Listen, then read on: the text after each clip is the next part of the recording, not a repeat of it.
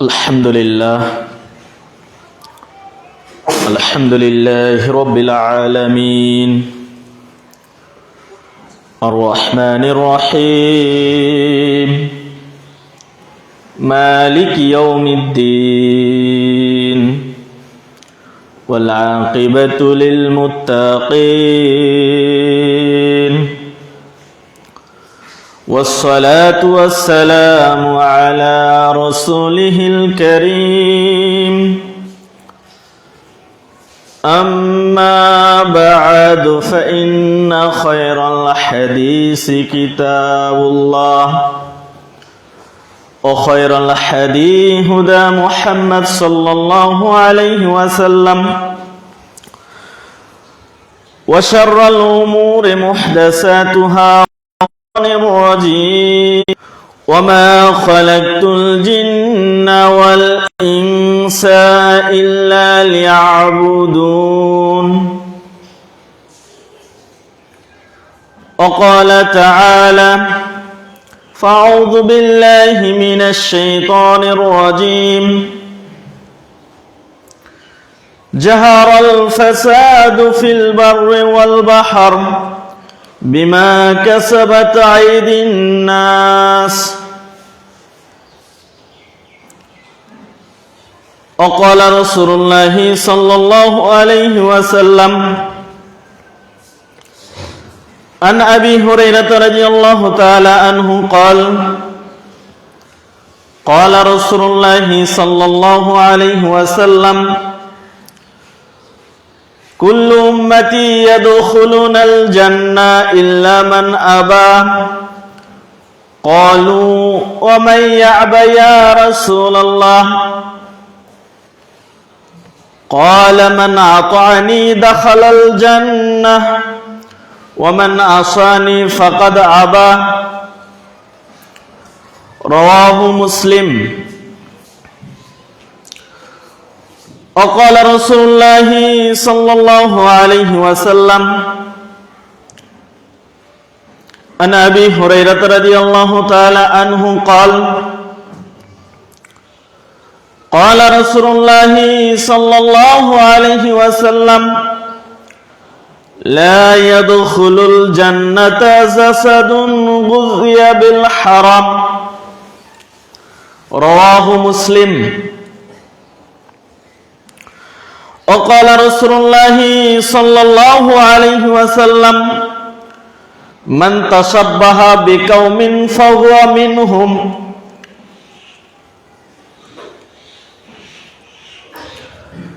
যাবতীয় প্রশংসা সিফতসানা গুণকীর্তন সেই মহান রব্বুল আলামিনের জন্য যিনি আমাদেরকে প্রত্যেক জুমার ন্যায় আজকেও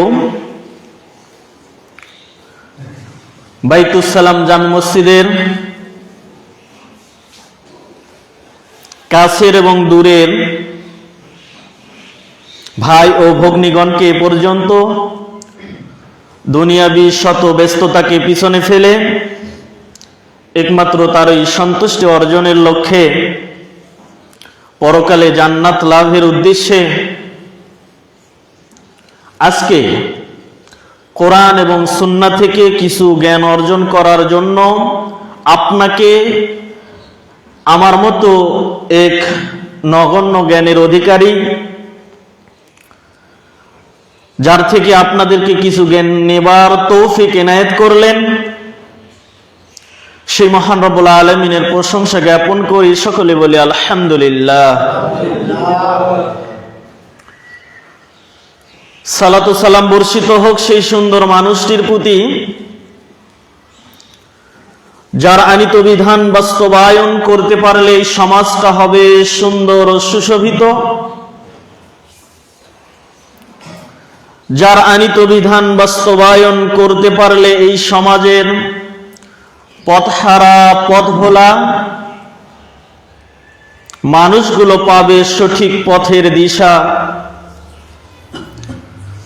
যার আনিত বিধান বাস্তবায়ন করতে পারলে এই সমাজে অবহেলিত মানুষগুলো আর অবহেলার শিকার হবেন না, যারা নীত বিধান বাস্তবায়ন করতে পারলে এই সমাজে সুখ ও শান্তি বিরাজমান হবে, যারা নীত বিধান বাস্তবায়ন করতে পারলে এই সমাজ থেকে অশান্তি দূর হয়ে যাবে, যারা নীত বিধান বাস্তবায়ন করতে পারলে পরস্পরের মধ্যে ভ্রাতৃত্বের সৃষ্টি হবে, ভেদাভেদ দূরে চলে যাবে, যারা নীত বিধান বাস্তবায়ন করতে পারলে দুনিয়ায় চূড়ান্ত শান্তি সুখ এবং পরকালে চূড়ান্ত সুখ ও শান্তির জায়গা হিসেবে জান্নাত প্রাপ্ত হওয়া যাবে। তিনি হলেন আপনার আমার নবী ও রাসূল আবুল কাসিম মুহাম্মদ বিন আব্দুল্লাহ বিন আব্দুল মুত্তালিব বিন হাশিম বিন কুরাইশ। সকলে বলি সাল্লাল্লাহু আলাইহি ওয়াসাল্লাম। সম্মানিত মুসল্লিগণ, আজকে আমি আপনাদের সামনে পবিত্র কোরআনুল কারীম থেকে এমন একটি সুপরিচিত আয়াত উপস্থাপন করেছি যা প্রত্যেক মিম্বর থেকে প্রত্যেক খতিব, প্রত্যেক বক্তৃতার ময়দান থেকে প্রত্যেক বক্তা এবং প্রত্যেক শ্রোতামণ্ডলী এই আয়াত সম্পর্কে অবগত আছি। কোন আয়াত? একটি মৌলিক আয়াত, সূরা জারিয়াতের 56 নম্বর আয়াত, যেখানে আল্লাহ সুবহানাহু ওয়া তাআলা বলেছেন, ওয়ামা খালাকতুল জিন্না ওয়াল ইনসা ইল্লা লিয়াবুদুন। আমি জিন এবং মানব জাতিকে সৃষ্টি করেছি একমাত্র আমার ইবাদত করার জন্য। এই আয়াতটা এত গভীর, এত তাৎপর্যবহ, যা আমরা আমাদের বক্তৃতার মাধ্যমে, লেখকগণ লেখার মাধ্যমে শেষ করতে অক্ষম। কারণ আল্লাহ সুবহানাহু ওয়া তাআলা কোরআনুল কারীম অবতীর্ণ করেছেন মুহাম্মদ সাল্লাল্লাহু আলাইহি ওয়াসাল্লামকে নবী এবং রাসূল হিসেবে প্রেরণ করেছেন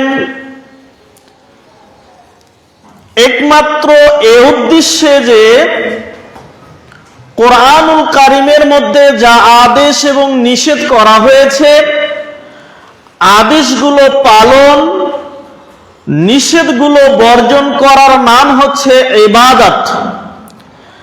আর আদেশগুলো কিভাবে পালন করতে হবে, নিষেধগুলো থেকে কিভাবে দূরে থাকতে হবে, এ সম্পর্কে জ্ঞান দেবার জন্য আল্লাহ সুবহানাহু ওয়া তাআলা মুহাম্মদ সাল্লাল্লাহু আলাইহি ওয়াসাল্লামকে নবী এবং রাসূল হিসেবে প্রেরণ করেছেন।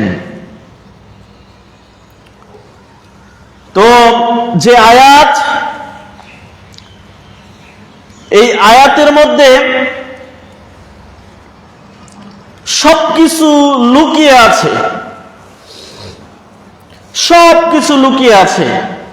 তবে আজকে আমার আলোচনার বিষয় এই আয়াত নয়। এই আয়াতের মধ্যে যে উদ্দেশ্য আল্লাহ সুবহানাহু ওয়া তাআলা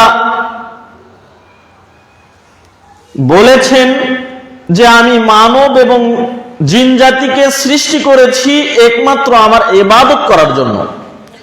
ইবাদত শব্দের তাৎপর্য, এর সংক্ষিপ্ত পরিচয় এবং ইবাদত কবুলের শর্ত এবং কোন কোন ইবাদতগুলো আমরা বেশি বেশি করে করব, পর্যায়ক্রমে ইনশাআল্লাহ আপনাদের সামনে সংক্ষিপ্ত পরিসরে আলোকপাত করার প্রয়াস পাব। ওমা তাওফিকি ইল্লা বিল্লাহি তাওয়াক্কালতু ওয়া ইলাইহি উনীব। সম্মানিত মুসল্লিগণ,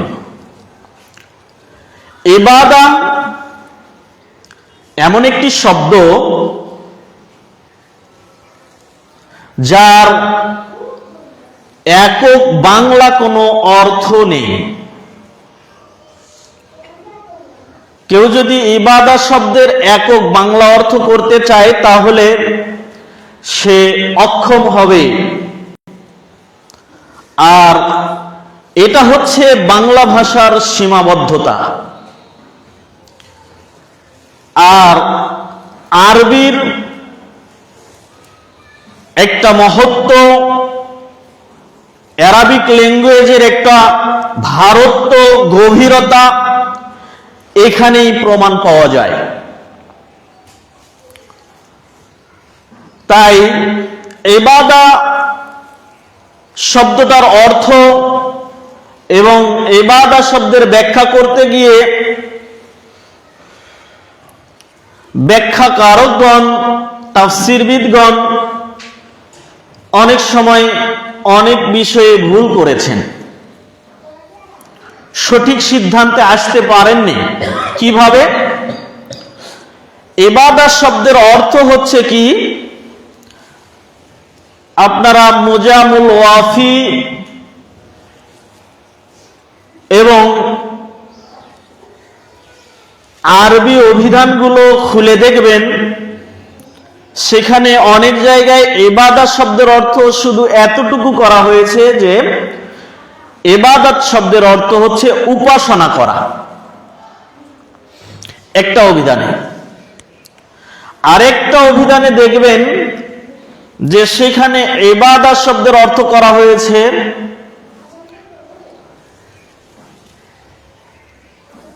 উপাসনা করা একটা, আরেকটা হচ্ছে দাসত্ব। তো কেউ ইবাদত শব্দের অর্থ করেছেন একটা উপাসনা, আবার কেউ করেছেন দাসত্ব। উপাসনা আর দাসত্ব দুইটা শব্দ যেহেতু আলাদা, তাহলে তার অর্থ আলাদা আছে। তো কেউ অর্থ নিয়েছেন উপাসনা, ইবাদতের, এই উপাসনা অর্থ নিয়েই পুরো ইবাদত শব্দের ব্যাখ্যা করেছেন। আবার কেউ দাসত্ব শব্দটা নিয়েছেন, শব্দের অর্থটা নিয়েছেন, নিয়ে এইটার আলোচনা করেছেন। যখন যে কোনো একটা ধরে ব্যাখ্যা করেছে, আরেকটাকে ছেড়ে দিয়েছে, তখন সেখানে তিনি ভুল করেছেন। যদি আমরা উপাসনা এবং দাসত্ব দুইটাকে একত্র করে যদি আমরা অর্থ করতাম, ব্যাখ্যা করতাম, তাহলে ঠিক আছে। এখন আসি উপাসনা কি জিনিস আর দাসত্ব কি জিনিস। আমরা আগে সংক্ষিপ্তভাবে জেনে নেই উপাসনা কি জিনিস। উপাসনা হচ্ছে ওই সমস্ত জিনিস যা আমাদেরকে কর্মের মাধ্যমে বাস্তবায়ন করতে হয়, এগুলো কি উপাসনা। আর দাসত্ব কি জিনিস? যেই সমস্ত কাজকে আল্লাহ সুবহানাহু ওয়া তাআলা এবং মুহাম্মদ সাল্লাল্লাহু আলাইহি ওয়াসাল্লাম নিষেধ করেছেন সেগুলো থেকে দূরে থাকা, এগুলো হচ্ছে দাসত্ব। উপাসনা কোনগুলো? যেগুলো আমাদেরকে কর্মের মাধ্যমে বাস্তবায়ন করতে হয়, এগুলোকে যদি আমরা উপাসনার মধ্যে গণ্য করি এবং নিষেধগুলোকে যদি আমরা দাসত্বের মধ্যে অর্থ নিয়ে আসি, তাহলে উপাসনার এবং দাসত্ব দুইটা শব্দকে যখন একত্র করব, তখন আল্লাহ সুবহানাহু ওয়া তাআলার উদ্দেশ্য ওয়ামা খালাকতুল জিন্না ওয়াল ইনসা ইল্লা লিয়াবুদুন, আমি মানুষ এবং জিন জাতিকে সৃষ্টি করেছি একমাত্র আমার ইবাদত করার জন্য। তখন আল্লাহ সুবহানাহু ওয়া তাআলার এই উদ্দেশ্য বাস্তবায়িত হবে। এখন আরেকটু বিস্তারিতভাবে জেনে নেই যে উপাসনা কি। উপাসনা হচ্ছে মুয়াজ্জিন দিনে রাতে 5 ওয়াক্ত সালাতের জন্য আজান দেন না? আজানের মধ্যে কি বলেন? হাইয়া আলাস সালাহ। অর্থ কি? সালাতের জন্য চলে আসো। এখন যখন মুয়াজ্জিন দিনে রাতে 5 বার, 5 দুগুণে 10 বার সালাতের জন্য আসতে বলছেন, তখন আপনার আমার মনে একটা প্রশ্ন জাগতে পারে না যে কেন মুয়াজ্জিন দিনে রাতে আমাকে সালাতের জন্য আসতে বলছেন? এই প্রশ্ন তো আসতেই পারে, আসাটাই স্বাভাবিক। এরপরে মুয়াজ্জিন বলছেন প্রশ্নের জবাব। মুয়াজ্জিন বলছেন হাইয়া আলাল ফালাহ, তুমি সালাতের জন্য আসো। এজন্য সালাতে আসবে যে সালাতে তোমার জন্য কল্যাণ রয়েছে। সালাতে চলে আসো। সালাতে আসলে তোমার জীবনের, তোমার শরীরের ইহকালীন এবং পরকালীন কল্যাণ নিহিত রয়েছে এই সালাতের মধ্যে। সেই কল্যাণ কি? দুনিয়াবি কল্যাণ কি? একটা দুইটা বলি।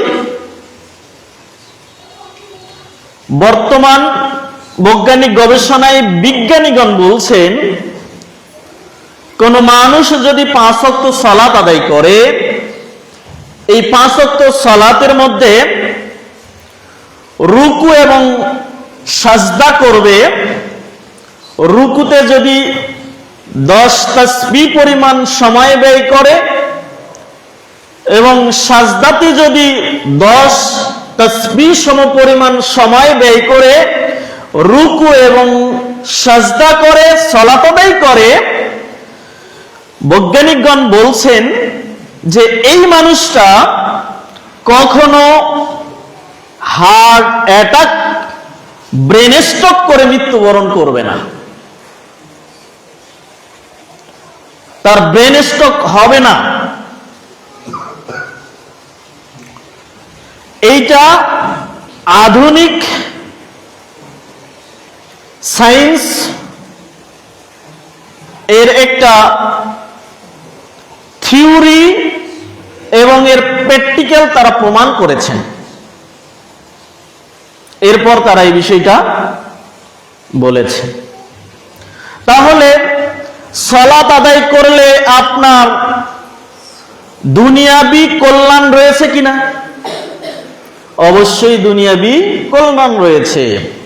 এরপরে সালাত আদায় করলে আপনার আমার পরকালীন কল্যাণ কি?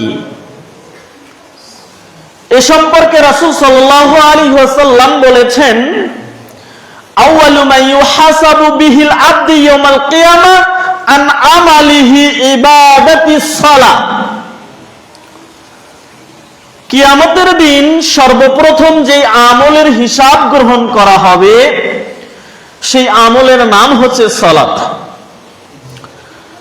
যে সালাতের হিসাব ঠিকভাবে দিতে পারবে তার অন্যান্য ভালো আমলগুলো তার থেকে গ্রহণ করা হবে।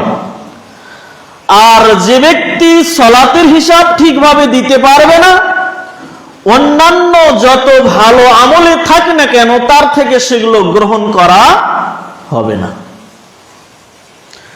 তাই মুয়াজ্জিন দিনে রাতে 5 বার আপনাকে সালাতের জন্য আহ্বান করছেন যে সালাত আদায় করতে চলে আসো। সালাত আদায় করলে কি হবে?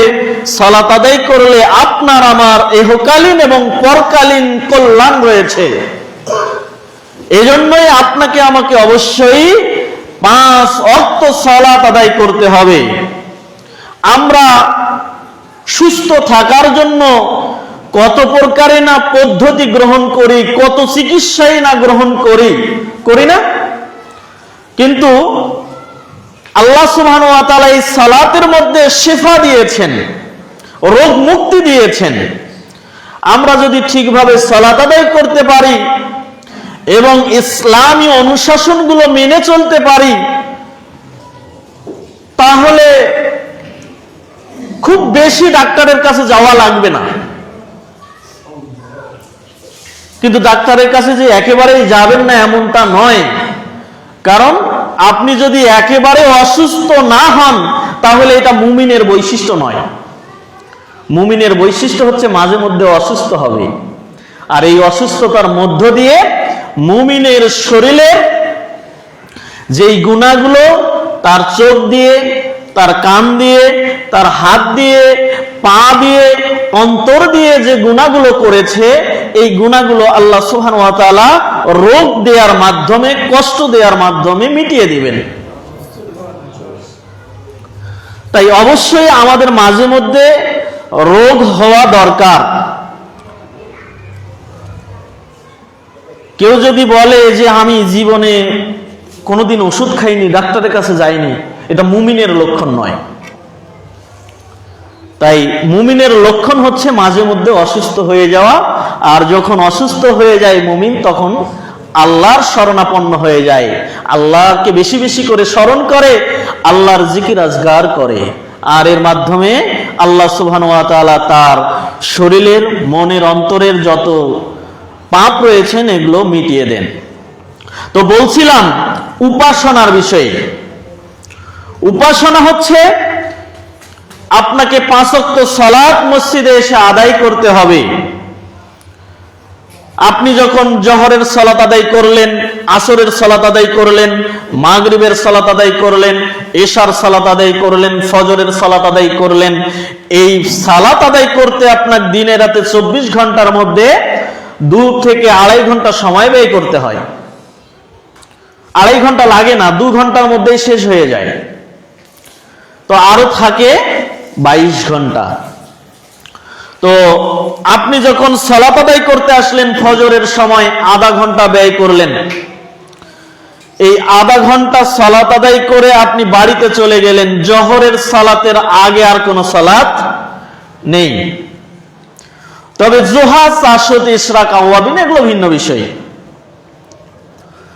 তো ফজরের সালাতের পরে জোহর পর্যন্ত আপনি ফ্রি।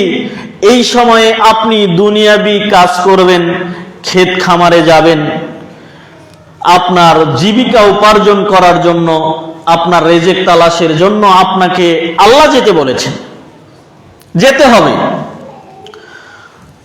তাহলে ফজর সালাত থেকে জোহর সালাত এই সময়ের মধ্যে প্রায় 6.5 থেকে 7 ঘন্টা সময় থাকে, তাই না?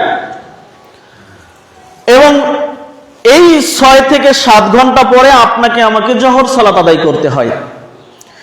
জোহর সালাত আদায় করতে আপনাকে আমাকে আধা ঘন্টা সময় লাগে। এভাবে আসর সালাত আদায় করতে 20 মিনিট সময় লাগে। মাগরিবের সালাত 20 মিনিট, এশার সালাত আধা ঘন্টা। এভাবে দেখা যায় যে 2 ঘন্টা 5 ওয়াক্ত সালাতে লেগে যায়। তো 2 ঘন্টা বাদে বাকি যে 22 ঘন্টা আছে, এই 22 ঘন্টা ফজর সালাত আদায় করার পরে জোহর সালাত আসার আগ পর্যন্ত এই যে 6 ঘন্টা রয়েছে, এই ফজর থেকে জোহর এই মাঝামাঝি সময়টাতে রয়েছে আপনার আমার দাসত্ব। কি রয়েছে? আপনার আমার দাসত্ব। ইশার সালাত আদায় করে পুরো রাত আপনি ঘুমাইবেন এবং দেখা যায় যে সেখানেও আপনি 7 থেকে 8 ঘন্টা সময় পেয়ে যাবেন ফজরের আগে। আচ্ছা, দাসত্ব কি জিনিস? এই জিনিসটা আছে এই সময়ের মাঝখানে।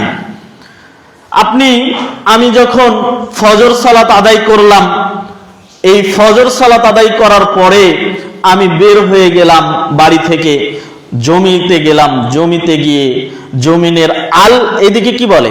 আল বলে না? জমিনের আল মানে একটা সোজা আছে, বড় আছে, ওইটা আপনি কোদাল দিয়ে কেটে আপনি 4 আঙ্গুল আপনার জমি বাড়াই নিলেন। নিতে পারেন কিনা? নেওয়া যায় কিনা? যায়।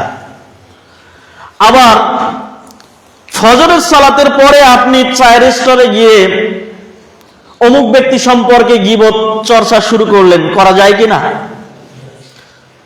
চা খাচ্ছেন, এক হাত দিয়ে, বাম হাত দিয়ে চা আর হচ্ছে ডান হাত দিয়ে সিগারেট, ফজর সালাতও আদায় করছেন, ঠিক করা যায় কিনা? তো হালাল কোনটা, হারাম কোনটা বলেন তো? সিগারেট হালাল না হারাম? না মাকরু? হারাম। তো তো ওইটা টানতেছে ডান হাত দিয়ে। আর চা খাওয়া হালাল না হারাম? হালাল না? ওইটা বাম হাত দিয়ে সুরুত সুরুত করে আছে না নাই? তো এ হচ্ছে আমাদের সমাজের মুসল্লি। ফজরের সালাত আদায় করার পরে এই বিড়ি সিগারেট খায়, জমিনের আল কাইটে নিজের দিকে বেশি করে নেয়, এই সময়ের মধ্যে গীবত চর্চা করে, এই সময়ের মধ্যে মানুষের সঙ্গে বাকবিতণ্ডায় খুন খারাপিতে লিপ্ত হয়, হয় কিনা?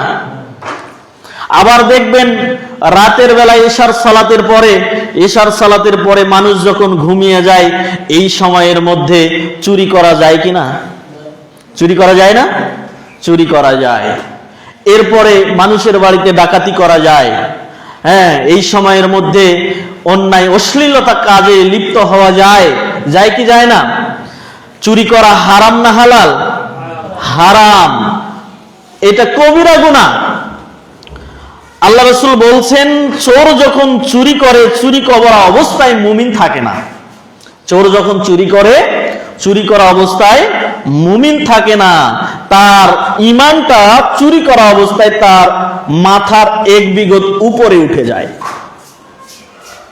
তো দাসত্ব হচ্ছে এই জিনিসের নাম। আল্লাহ সুবহানাহু ওয়া তাআলা আপনাকে নিষেধ করেছেন যে চুরি করা যাবে না। চুরি করা থেকে আপনাকে আমাকে দূরে থাকতে হবে, এর নাম হচ্ছে দাসত্ব। আল্লাহ সুবহানাহু ওয়া তাআলা বলছেন, ইয়া আইয়ুহাল্লাযীনা আমানু ইন্নামাল খামরু ওয়াল মাইসির ওয়াল আনসাব ওয়াল আজলাম রিজসুম মিন আমালিশ শাইতান। আল্লাহ সুবহানাহু ওয়া তাআলা মুমিনদেরকে বলছেন, হে মুমিনগণ, নিশ্চয়ই মদ, জুয়া, পুতিমা, ভাগ্য নির্ধারণী লটারি, এগুলো হচ্ছে শয়তানের চিহ্ন, শয়তানের প্রতীক। ফাস্তানিবুহু, তোমরা এগুলো থেকে দূরে থাকো, এগুলো থেকে বিরত থাকো। যদি তোমরা এগুলো থেকে বিরত থাকো তাহলে তোমরা সফল কাম হবে। মদ খাওয়া, রাত্রে এশার সালাত আদায় করে মদ খাওয়া যায় কিনা? যাবে কিনা? যাবে না? যে চাইবে যে আমি মদ খাবো, খাইতে পারবে না লুকিয়ে। কিন্তু মদ খাওয়া কি হালাল না হারাম? হারাম। তাই এর থেকে বিরত থাকার নাম হচ্ছে দাসত্ব। জোহরের সালাত আদায় করার পরে আপনি আপনার চেম্বারে বসেছেন, আপনি একজন বড় প্রশাসনিক কর্মকর্তা, আপনার কাছে আসছে 10 লাখ টাকা নিয়ে, আমার ছেলেকে চাকরি দিতে হবে, 10 লাখ টাকা নেন। ঘুষ দিতে আসে নাই?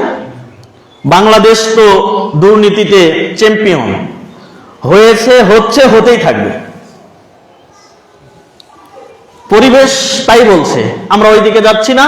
আমরা রাজনৈতিক ব্যক্তিত্ব নই, মানে পাশ্চাত্য এই গণতান্ত্রিক সভ্যতাকে আমরা ঘৃণা করি।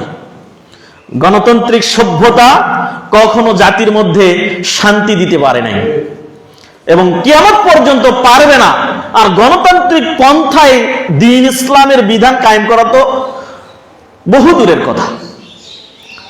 তো বলছিলাম যে এই যে ঘুষ নিতে নিষেধ করা হয়নি,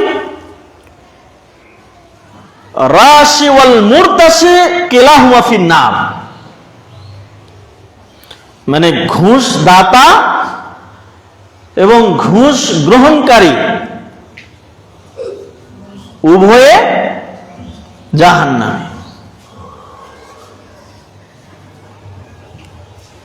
তো আপনার ঘুষ নেওয়ার ক্ষমতা আছে, সক্ষমতা আছে, কিন্তু আল্লাহ সুবহানাহু ওয়া তাআলা আপনাকে আমাকে নিষেধ করেছেন যে ঘুষ খাওয়া যাবে না, এটা অন্যায়, এটা একজন মেধাবী ছাত্রর প্রতি জুলুম। যেই মেধাবী ছাত্র আছে পরীক্ষা দিয়ে উত্তীর্ণ হয়ে ওই চাকরিটা পাবার যোগ্য, কিন্তু তাকে সে চাকরি না দিয়ে আপনি ঘুষের মাধ্যমে তার থেকে নিম্ন ক্লাসের যে আছে তাকে আপনি চাকরি দিলেন, তার মানে আপনি একজন যোগ্য ব্যক্তির সঙ্গে জুলুম করলেন। আর এটা এই জুলুম আজ-জুলমু জুলমাতুন ইয়াউমাল কিয়ামা, জুলুম এমন একটা জিনিস যা কিয়ামতের দিন অন্ধকার রূপে আপনার সামনে আত্মপ্রকাশ করবে। এর থেকে আপনাকে আমাকে সাবধান থাকতে হবে। আপনি যদি ঘুষ নেওয়া থেকে দূরে থাকেন তাহলেই আপনি আল্লাহর দাসত্ব করলেন। এখন বলেন, উপাসনা একটা বললাম আর দাসত্বের এই কটা বললাম, আরো বহুত উদাহরণ দেয়া যেতে পারে। তো কেউ সালাত 5 ওয়াক্ত আদায় করছে, আবার বাহিরে গিয়ে চাও খাচ্ছে, সিগারেটও টানছে, ঘুষ খাচ্ছে, অন্যের সঙ্গে গীবত চর্চা করছে, অন্যকে অকথ্য ভাষায় গালিগালাজ করছে, কিন্তু সালাত আদায় করছে, যাকাত দিচ্ছে। বলেন তো সে কি আল্লাহর ইবাদতকারী বান্দা? মনে করছে যে আমি তো সালাত আদায় করি, তাহলে তো আমি আল্লাহর ইবাদত করছি। এই যে ইবাদতের ভুল ব্যাখ্যা মানুষ নিয়েছে, যে সালাত আদায় করছি, ঘুষ খাচ্ছি, এটা আলাদা পাপ হবে, সালাত আদায় করছি আলাদা সওয়াব হবে। না, এরকম না।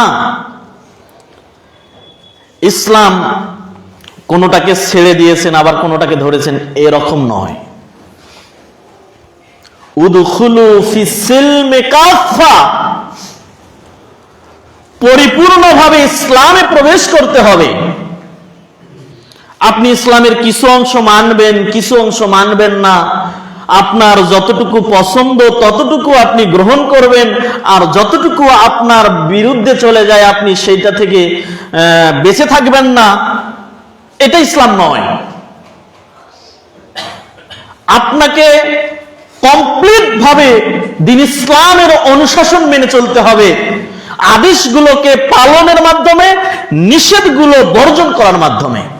তবেই আপনি আমি আল্লাহ সুবহানাহু ওয়া তাআলার দাস হিসেবে, ইবাদতকারী বান্দা হিসেবে আল্লাহর সামনে পরিচয় দিতে পারবো। আর আল্লাহর সামনে নিজেকে বান্দা হিসেবে পরিচয় দিবার সবচেয়ে বড় মাধ্যম হচ্ছে তাওহীদের পরিপূর্ণ জ্ঞান অর্জন করা। যে ব্যক্তি তাওহীদ সম্পর্কে জ্ঞান অর্জন করতে পারবে না, সে আল্লাহকে চিনতে পারবে না, মুহাম্মদ সাল্লাল্লাহু আলাইহি সাল্লামকে চিনতে পারবে না, দ্বীনের সঠিক জ্ঞান অর্জন করতে পারবে না, আর সে চাইলেও আমল করতে পারবে না। তাই আপনাকে আমাকে অবশ্যই তাওহীদের ইলম সঠিকভাবে অর্জন করতে হবে।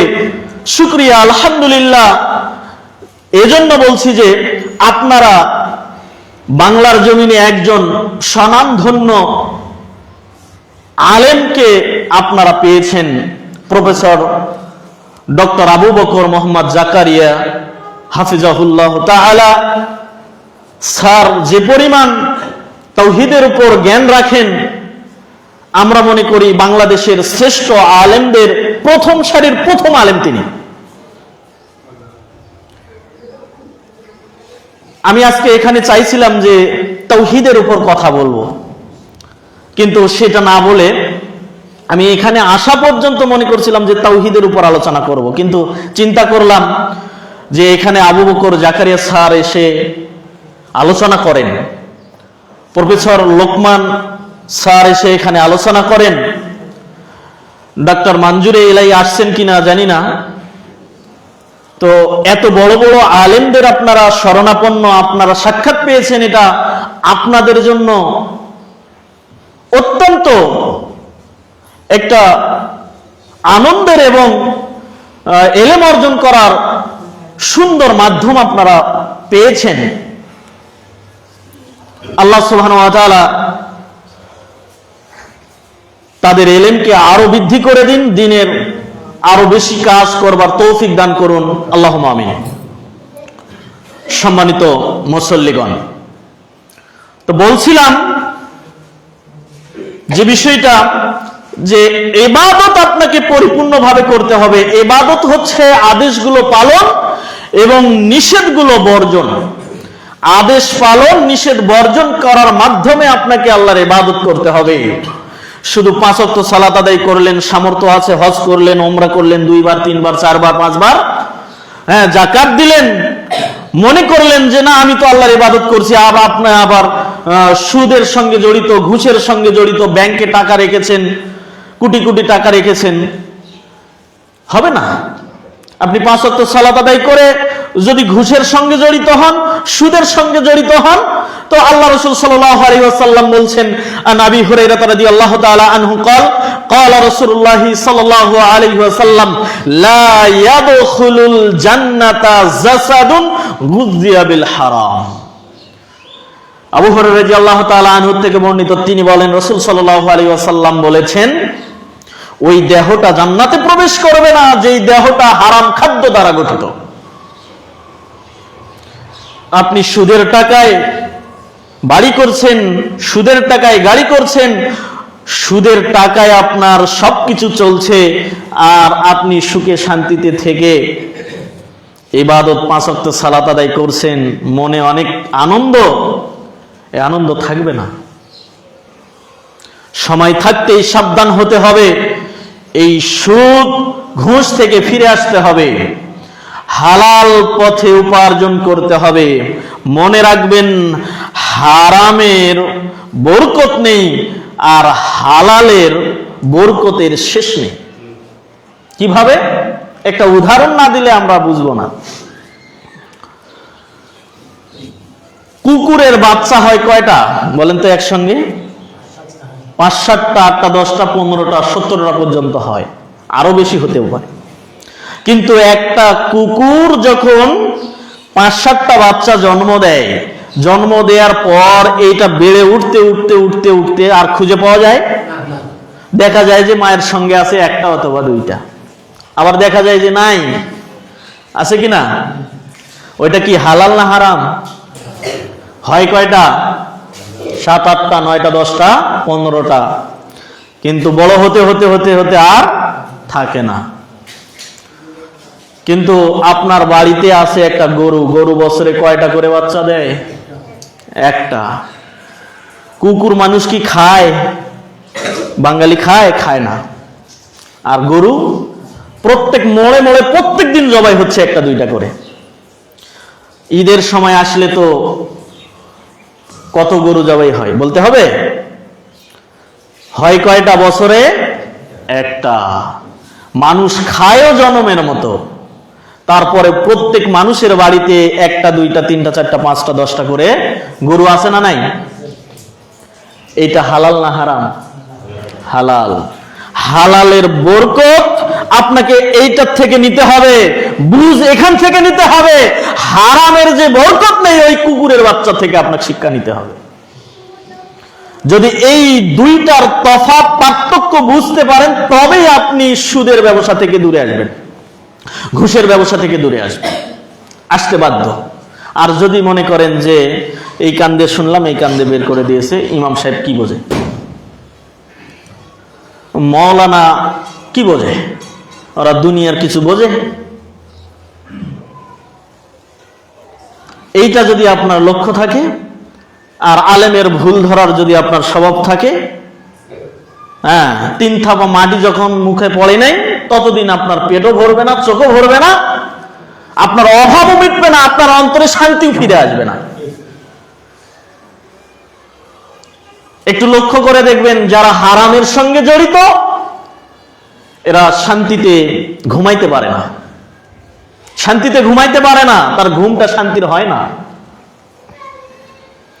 আর রিক্সা চালক দেখবেন সারাদিন রিক্সা চালিয়ে বাড়িতে যতটুকু উপার্জন হয়েছে নিয়ে ইশার সালাত আদায় করার পরে বালিশে মাথা দিয়েছে, ঘুম চলে আসছে, ফজরের সময় আবার জাগনা পেয়েছে।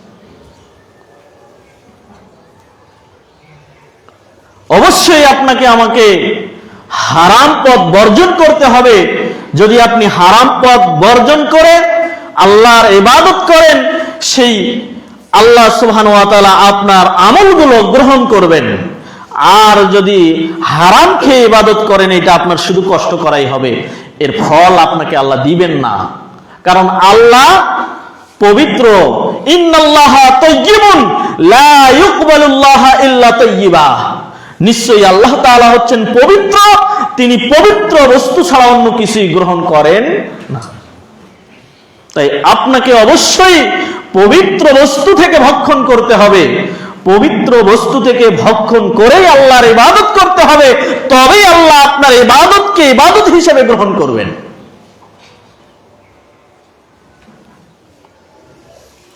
এখন আসেন, ইবাদত করলে লাভ কি? আমরা অনেকে বা সবাই তো চাই যে আমাদের অভাব অনাটন যেন দূর হয়ে যায়, চাই না? অবশ্যই আমরা সকলেই চাই যেন আমাদের অভাব দূর হয়ে যায়।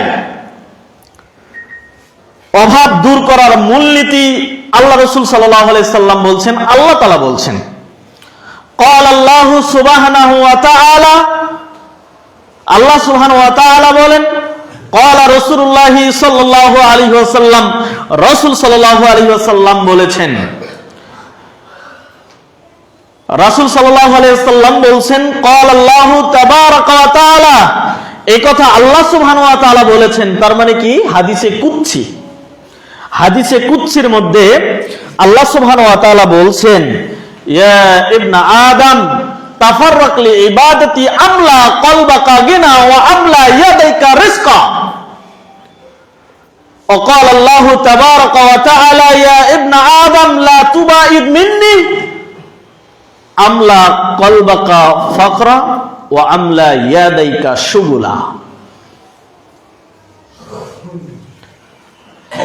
আল্লাহ তাআলা বলছেন, ইয়া ইবনা আদম, হে আদম সন্তান, তাফাররাক লি ইবাদাতি, তোমরা আমার ইবাদতে মনোযোগী হও, তোমরা আমার ইবাদতের প্রতি বেশি বেশি করে নিয়োজিত হও, তোমরা আমার বেশি বেশি করে ইবাদত করো। যদি তোমরা ইবাদত করো তাহলে আমি তোমাদের জন্য দুইটা কাজ করব। এক,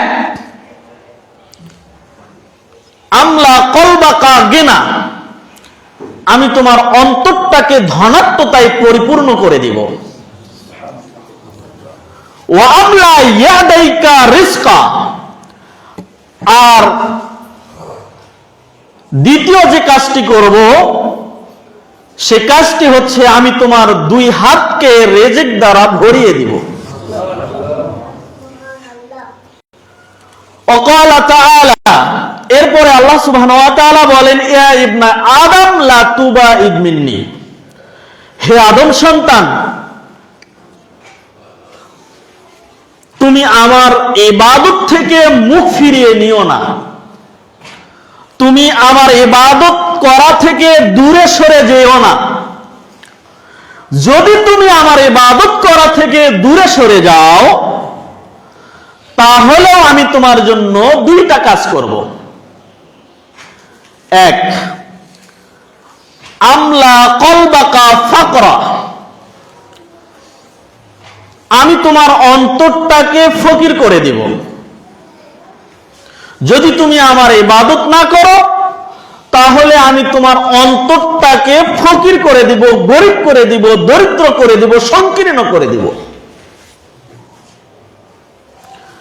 আর দ্বিতীয় যে কাজটা আমি তোমার জন্য করব, ওয়া আমলা ইয়াদাইকা শুগুলা, আর আমি তোমার দুই হাতকে দুনিয়াবি শত ব্যস্ততা দিয়ে ভরিয়ে দিব। হাদিসটা একটু বোঝার চেষ্টা করবেন। হাদিসটাতে অনেক কিছু বুঝবার রয়েছে। লক্ষ্য করুন, আল্লাহ তাআলা বললেন, হে আদম সন্তান, তুমি আমার ইবাদতে মনোযোগী হও। যদি মনোযোগী হও তাহলে আমি তোমার জন্য দুইটা কাজ করব। প্রথম, তোমার অন্তরটা ধনী করে দিব, ধনাত্মতায় ভরিয়ে দিব, পরিপূর্ণ করে দিব। আর তোমার দু হাতে কোনো অভাব রাখবো না, তোমার দু হাত সম্পদ দিয়ে ভরিয়ে দিব। একথা বললেন। আচ্ছা, যে ইবাদত করবে তার জন্য এই কথা বললেন, তো যে ইবাদত করবে না তাহলে তার উল্টা হওয়া দরকার, তাই না? উল্টা হওয়া দরকার কিনা? যে আমার ইবাদত করবে না তার অন্তরটাকে ফকির করে দিব আর তার দুহাতকে শূন্য করে দিব, তার কোনো রেজেক রাখবো না, সম্পদ দিব না, এরকম হওয়া দরকার তো। কিন্তু যে আল্লাহর ইবাদত করবে না তার ব্যাপারে বলে নাই যে আমি তাকে ফকির করব অথবা তাকে সম্পদ দিব না, এই কথা বলেন নাই।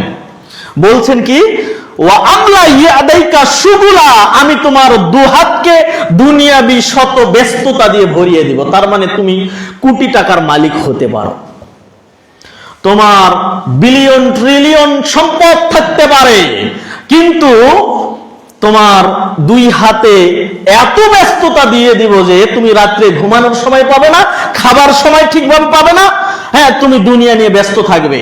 এই জন্যই আল্লাহ রাসূল সাল্লাল্লাহু আলাইহি ওয়াসাল্লাম বলছেন, আদম সন্তান এমন এক লোভী যে তাকে যদি আল্লাহ সুবহানাহু ওয়া তাআলা একটা পাহাড় দেন স্বর্ণের, এই স্বর্ণের পাহাড়টা আদম সন্তান সারাদিন নিয়ে আনন্দ উল্লাস করবে। আনন্দ উল্লাস করার পরে সন্ধ্যা যখন হয়ে যাবে সে ঘুমিয়ে পড়বে, ঘুম থেকে উঠে পরের দিন ওই পাহাড়ের সঙ্গে, স্বর্ণের পাহাড়ের সঙ্গে ঘুরবে আর বলবে, আহারে আমার যদি আরেকটা স্বর্ণের পাহাড় থাকতো, আরেকটা যদি স্বর্ণের পাহাড় থাকতো।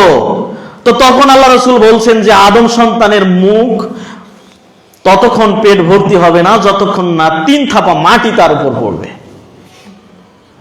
কথা বললেন? তো অবশ্যই দেখেন, যে আল্লাহর ইবাদত করবে না তাকে আল্লাহ সম্পদ দিবেন না এই কথা বলেন নাই, সম্পদ দিবেন, কিন্তু তার কোটি টাকা থাকতে পারে, তার বাড়িতে ফকির যাবে, খাইতে পাবে না। তার বাড়িতে ফকির যাবে, ঘুরে আসবে, খাইতে পাবে না। কিন্তু যে ব্যক্তি আল্লাহর ইবাদত করবে তার বাড়ির থেকে যদি এক মুঠো খাবার থাকে, সেই এক মুঠো খাবার থেকে দরিদ্রকে অর্ধেক করে খাবার পৌঁছিয়ে দিবে। কারণ কি, আল্লাহ সুবহানাহু ওয়া তাআলা বলছেন যে আমার ইবাদত করবে আমি তার অন্তরটাকে আগে ধনী করে দেব। অন্তরটাকে ধনী করে দিলেই আপনার খাবারের অর্ধেক দরিদ্রের পেটে যাবে। এটাই ধনীর বৈশিষ্ট্য,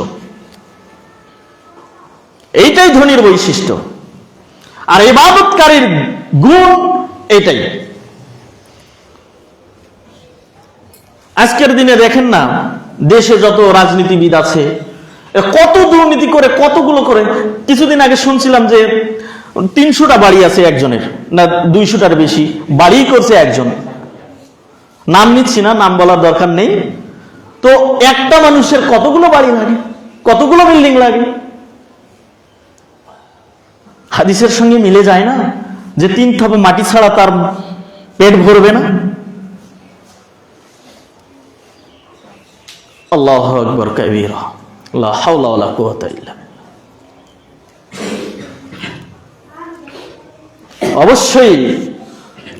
অবশ্যই আমাদেরকে ইবাদতের প্রতি মনোযোগী হতে হবে। যদি আমরা ইবাদতে মনোযোগী হই, অবশ্যই আল্লাহ আমাদের জন্য উত্তম রিজিক দাতা। আল্লাহু খায়রুর রাজিকিন, আল্লাহ হলেন সর্বোত্তম রিজিক দাতা। তিনি আমাদের রিজিকের ব্যবস্থা করবেন। মানুষ যদি আল্লাহর উপর তাওয়াক্কুল করত, যেভাবে তাওয়াক্কুল করা প্রয়োজন, আল্লাহ রাসূল সাল্লাল্লাহু আলাইহি সাল্লাম বলছেন যে মানুষকে আল্লাহ সুবহানাহু ওয়া তাআলা পাখিদেরকে যেভাবে আহার দেন, রিজিক দেন, সেভাবে মানুষকে রিজিক দিতেন। পাখিদেরকে কিভাবে দেন? পাখিরা সকালে নীড় থেকে তাদের ঘর থেকে বের হয়ে যায় খালি পেটে, তারা জানে না কোথায় তার খাদ্য রয়েছে, কোথায় তার রিজিক আছে। কিন্তু সন্ধ্যাবেলায় যখন বাসায় ফেরেন, ঘরে ফেরেন, তার নীড়ে ফেরেন, তখন কিন্তু ভরা পেটেই ফেরে না? তো মানুষও যদি আল্লাহর উপর তাওয়াক্কুল করত, ভরসা করত, আল্লাহর ইবাদত ঠিকভাবে করত, তাহলে আল্লাহ সুবহানাহু ওয়া তাআলা এই মানুষকেও পাখিদের মতনই রিজিক দিতেন। কিন্তু আমরা এই রিজিক নিতে পারি না, কারণ আমরা ইবাদত করতে পারি না। আমাদের রিজিক নেওয়ার মাধ্যম কি? রিজিক নেওয়ার মাধ্যম কি? ইবাদত করা। আমাদেরকে বেশি বেশি করে ইবাদত করতে হবে। দেড়টাই জামাত না? তাই এই হাদিসটাকে অবশ্যই আপনাকে এই হাদিস থেকে শিক্ষা অর্জন করতে হবে। শিক্ষা অর্জন করেই আপনার দুনিয়াবী জীবন পরিচালনা করতে হবে, আল্লাহকে একমাত্র ভরসার স্থল হিসেবে গ্রহণ করতে হবে। তাহলে আমরা দুনিয়ায় সুখ ও শান্তি পাবো, পরকালে চূড়ান্ত শান্তির জায়গা হিসেবে জান্নাত পাবো। আল্লাহ সুবহানাহু ওয়া তাআলা আমাদেরকে যেন জান্নাতে যাবার মতো আমল করবার তৌফিক দান করেন, আমাদের ভুল ত্রুটিগুলো ক্ষমা করে দেন। আল্লাহুম্মা আমিন। ওয়া আখিরু দাওয়ানা আনিল হামদুলিল্লাহি রাব্বিল আলামিন।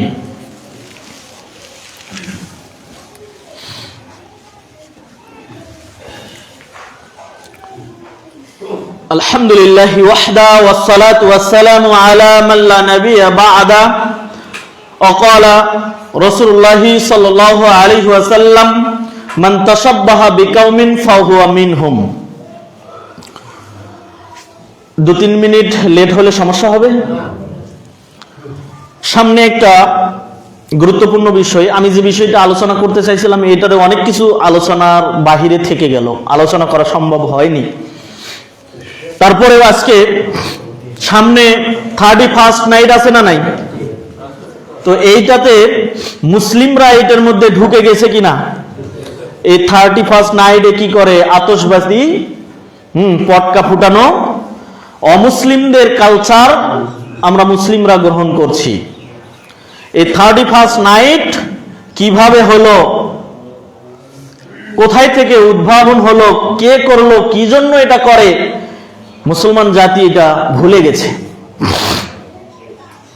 আপনারা জানেন এই মুসলমান জাতিকে মেরেই তারা 31st নাইট উদযাপন করেছে। সেই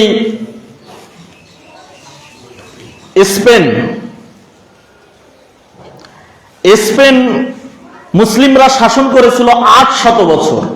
কত বছর? 800 বছর শাসন করেছিল মুসলিমগণ। সেই স্পেনে এখন 1% মুসলিম আছে, 1 থেকে 2% ধরা হয়। 100 জন মানুষ থাকলে তার 2 জন বা 1 জন মুসলিম আছে। যে স্পেন শাসন করত মুসলিমরা 800 বছর, কিন্তু সেই দেশে এখন মাত্র শতকরা 2% মুসলিম। কেন? এই মুসলিমদেরকে অমুসলিমরা সেই দেশের সেই সময়ে 31st নাইটে মসজিদে সমস্ত মুসলিমকে ডেকেছিল। মুসলিমকে ডেকে মুসলিমকে মসজিদের মধ্যে তালাবদ্ধ করে প্রত্যেকটা মসজিদে আগুন দিয়ে মুসলিমদেরকে পুড়িয়ে মেরেছে। পুড়িয়ে মারার পরে 31st নাইট উদযাপন করেছে তারা। এটা কারা? এই ইহুদি, এই খ্রিস্টান, তারা করেছে। তারা মুসলিমদেরকে মেরে 31st নাইট উদযাপন করেছে। আর সেই 31st নাইট উদযাপন করছে আজকে বাংলার নামধারী মুসলিম।